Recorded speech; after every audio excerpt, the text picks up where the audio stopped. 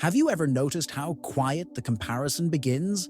It doesn't roar into your mind like a storm. It doesn't announce itself with a loud voice. It comes as a whisper, subtle, smooth, almost invisible. A passing thought when you see someone else's success. A tightness in your chest when a friend shares their joy. A sinking in your belly when someone seems further ahead. It feels so small, so harmless, and yet it changes everything.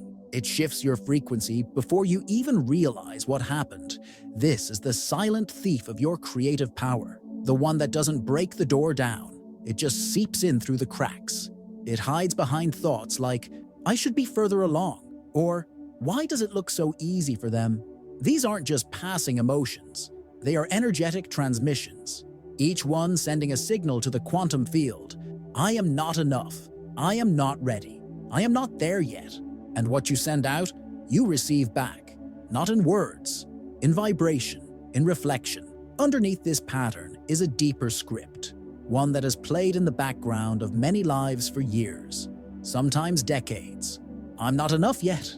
And this script, repeated in silence, begins to shape your reality. You may still take action, still speak affirmations, still set intentions, but if the core feeling is lack, the universe can only respond with more of the same.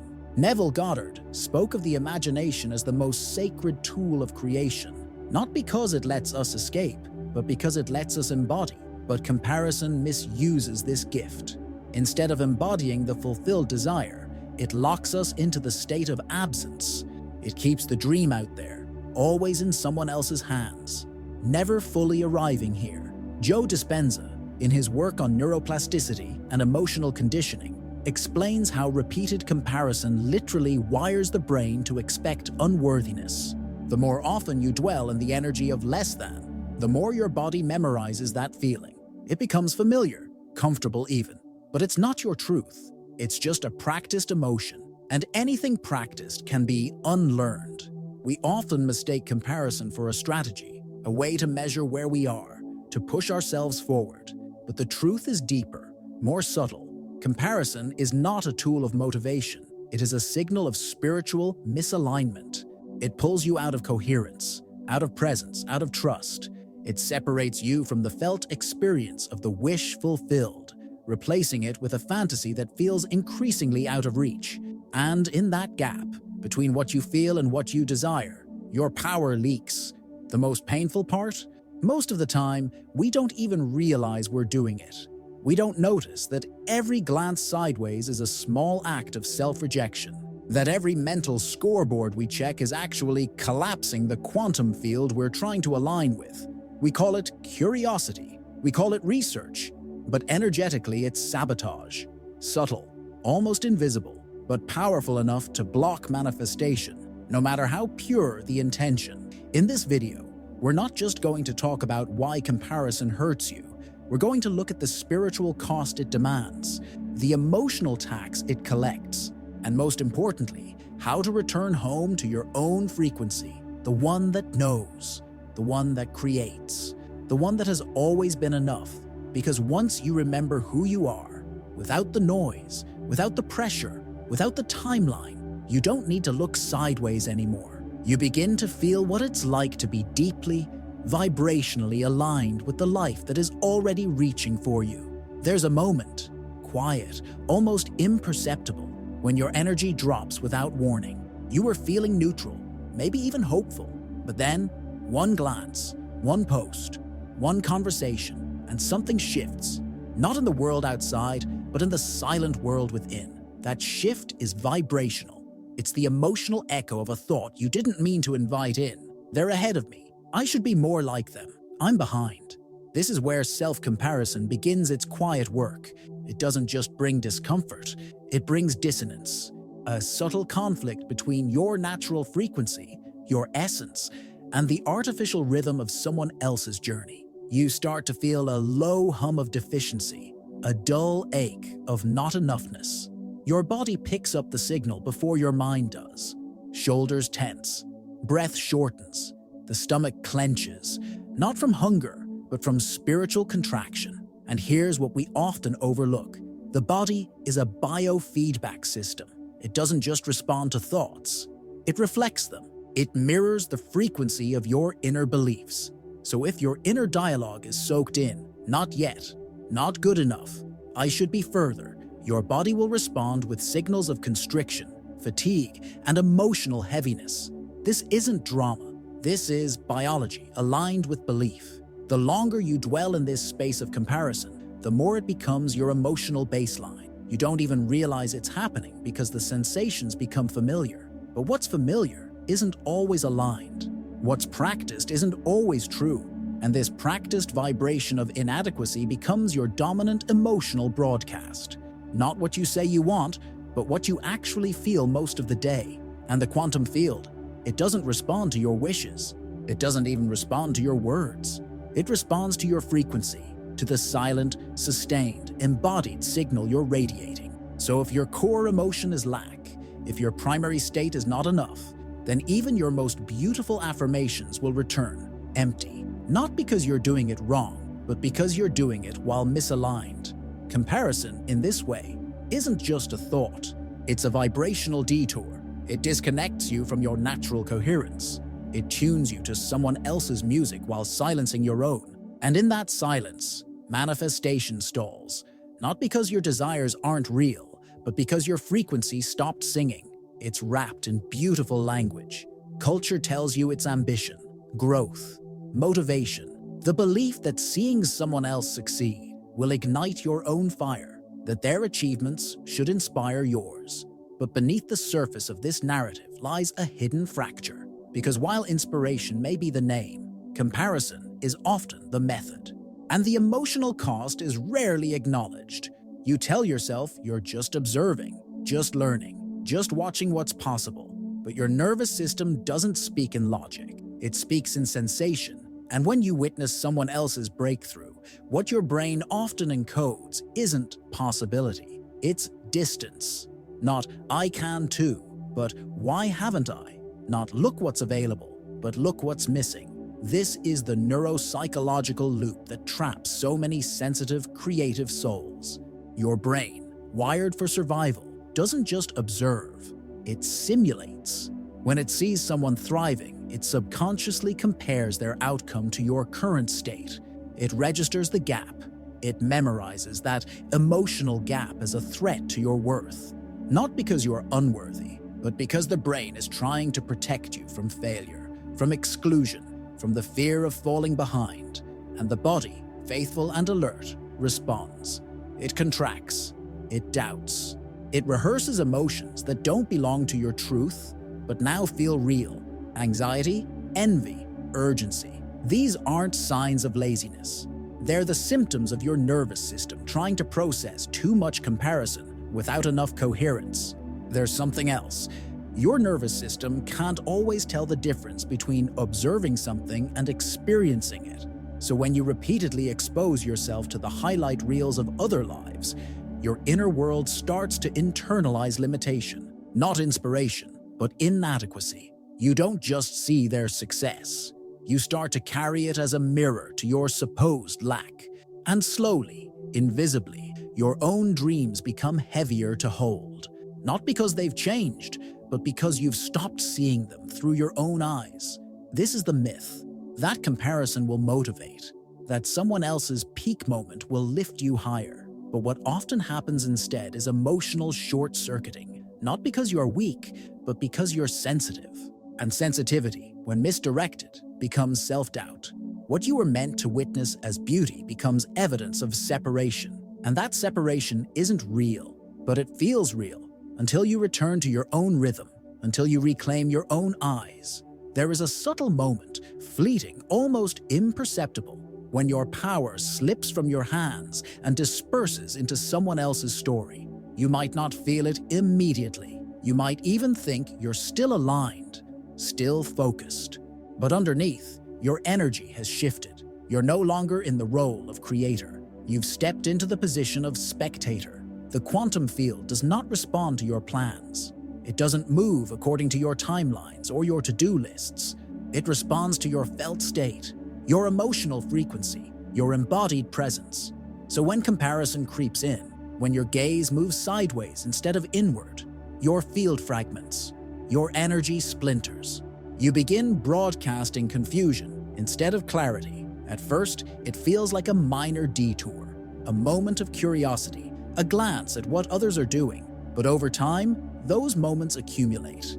And with each one, you subtly shift out of your own vibrational timeline. You begin to measure your worth, not by your own resonance, but by the reflection of others.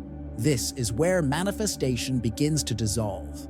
Not because your desire is wrong, but because your signal has been scattered. When you look outward for validation, something inside contracts.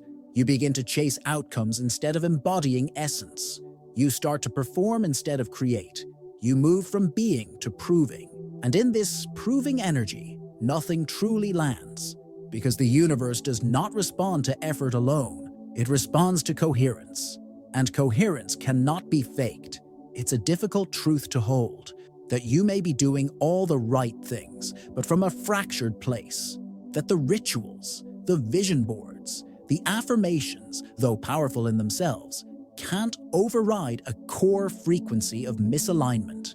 When your attention is fractured, your energy becomes diluted. And manifestation is not born from diluted energy. It is born from wholeness, from a frequency so rooted in self that it doesn't need to look sideways to remember its power. You don't lose your manifestation because you're unworthy. You lose it when your attention leaves the present moment and enters someone else's narrative. Not because their story is wrong, but because it isn't yours. The quantum responds when you return, not just in thought, but in presence, in feeling, in truth. This is where creation lives, not in the noise of comparison, but in the stillness of deep alignment. Before the world enters your awareness, before messages, headlines, notifications, there is a sacred window, a quiet space where your frequency is still untouched, still yours. In this space, the nervous system hasn't yet picked up the weight of other people's lives. Your imagination is still unoccupied.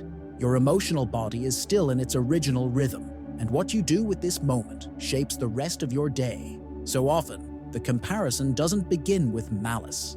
It begins with distraction, a glance at a screen, a scroll through someone else's timeline, a sudden acceleration of inner urgency. But when you start your day by stepping into someone else's energy, you abandon your own. You begin by reacting instead of remembering. And in that moment, your internal frequency, your most valuable resource, slips into a frequency of separation. Grounding yourself before contact with the outer world is not about control. It's about coherence. It's about attuning to the I am state, that deep inner knowing that exists beneath identity, beneath achievement, beneath progress. It is not a statement. It is a vibration. And this vibration is where your manifestation truly begins. There is a simple but powerful way to return to that state, even in the midst of emotional noise. First, breathe. Slowly, intentionally. Let the breath be your bridge back to presence. Then, close your eyes for a few moments and bring to mind an image, not of what you lack, but of what already lives in you. A moment of peace, a memory of clarity, a feeling that makes you soften. Hold that image until your body begins to respond, until your shoulders lower, until your chest expands, until your nervous system remembers that you are not behind. You are arriving. Next, gently feel into the energy of emotional alchemy. This means you don't reject the feeling of comparison. You welcome it, acknowledge it, and then invite it to transform. Not with force, but with compassion. You might silently say, I see the part of me that feels less, and I return now to the part of me that knows more. That simple inner dialogue, spoken with softness, begins to realign your frequency in real time. Finally, redirect your attention, not toward what others are doing, but toward what is unfolding in your own timeline. Even if it seems slow, even if it feels invisible, your life has a rhythm, and that rhythm is sacred. When you choose to honor your own path instead of measuring it, your emotional field stabilizes. And in that stability, the quantum can respond, not to the version of you trying to catch up, but to the version of you who has come home. Sometimes the person you envy the most is not a stranger. It's a mirror, not a reflection of who they are. but of who you haven't allowed yourself to become. This is the quiet trap of comparison. It disguises itself as judgment, as longing, as self-doubt.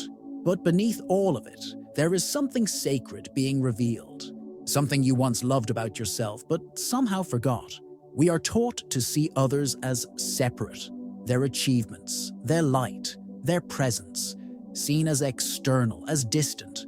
But in truth, what stirs you in another is often a signal from within, a dormant part of you reaching out through their image, a longing not to be them, but to remember yourself. And the pain of comparison, in this light, becomes something entirely different. Not a failure, but a summons. A call to reintegrate what you've disowned. There was once a woman, deeply intuitive, deeply blocked. She had done the work. She had meditated, visualized, affirmed, and still nothing moved. Until one day, she admitted what she had hidden even from herself. She envied her best friend's success. Not out of resentment, but out of grief. Grief that she hadn't given herself permission to rise. Grief that she had waited for validation while her friend had chosen embodiment. And so she did something radical. She blessed her friend. Not performatively, but from a space of genuine recognition. She whispered gratitude for the mirror. She let the envy soften into reverence. And something shifted. Within days, the heaviness she carried began to lift. Her manifestations, long stuck in limbo, started to breathe again. Not because she changed her strategy, but because she changed her state. Her frequency was no longer fragmented by resistance. It was whole. This is the spiritual function of comparison. When seen through the eyes of wisdom, it reveals where your self-image has been broken, where your essence has been left outside your own door. And every time someone triggers that ache in you, it is a quiet invitation, not to compete, but to reclaim. The comparison doesn't point to what you lack, it points to what you've left behind. And when you bless what you see in another, you begin to harmonize with it, not as a performance, but as a reunion. And in that reunion, manifestation returns, because your frequency is no longer in exile, it has come home to itself. There is a silent addiction that almost no one talks about, yet it shapes the emotional climate of our entire inner world. It's not a substance, it's not a habit, it's a chemical. Dopamine, the neurotransmitter of desire, anticipation, and reward. The very signal that tells your brain you're getting closer to what you want. In its natural state, it moves you gently toward creation. But in the overstimulated world we live in, dopamine no longer flows. It floods. Each notification, each like, each visible milestone reached by someone else. These microbursts of stimulation train your brain to associate manifestation with speed, with proof, with visibility. And when that proof doesn't arrive quickly, when your progress feels invisible, your nervous system enters withdrawal. Not because your dream is wrong, but because your biology has been hijacked by a rhythm that doesn't belong to your soul. You begin to equate stillness with failure, delay with danger. And in that subtle confusion, you abandon the very frequency that allows manifestation to unfold. Trust. The trust in timing. The trust in silence. The trust in the invisible process that cannot be measured in clicks or milestones, but only in coherence. And so a crisis begins. Not of faith, but of attention. Your brain, trained by quick rewards, struggles to stay in the vibration of a reality not yet seen. You feel restless, anxious. You open the same app again and again, hoping for evidence that it's working, that you are close. But manifestation doesn't speak in dopamine. It speaks in resonance, in depth, in presence. This is why so many people feel blocked, not because their energy is misaligned, but because their patience has been conditioned out of them. The waiting becomes unbearable, not because nothing is happening, but because the nervous system has been rewired to expect constant proof. The desire to see results has replaced the ability to feel aligned. And yet, spiritual patience is not passivity. It is not the absence of action. It is the presence of coherence. It is choosing again and again to remain emotionally connected to the future you've chosen, even when it's invisible, even when nothing on the outside has changed.